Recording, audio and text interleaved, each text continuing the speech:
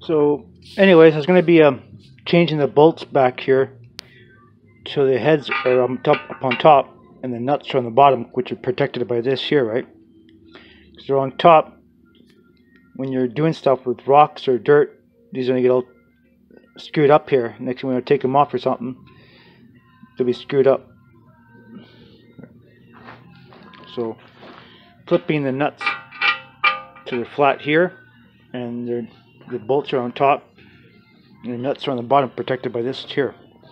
But see a little problem here?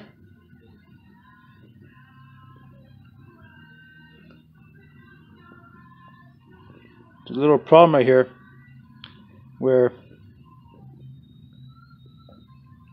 this here is not touching. So what I'm going to do is I'm going to take the grinder and cut it back a little bit, because this will make it prone to busting. Put stress on here, it's going to bust. It's going to bust right here, right? There's a little gap there. Being I'm already in here doing this, see? This is quality control. Just knock it back, put a little edge in there, cut a little triangle in there, and this will sit nice and flush. And you're less prone for this to break. It'll put stress on here, and it'll bust. So, but yeah, it's stupid little things, right? Things the factory doesn't think about.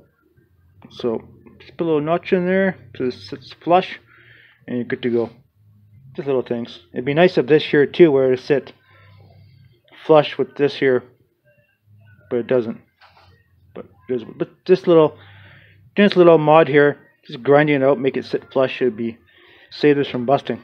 Because right now it'll bust. Put stress on here and it'll bust right off. Anyways, we'll get to it.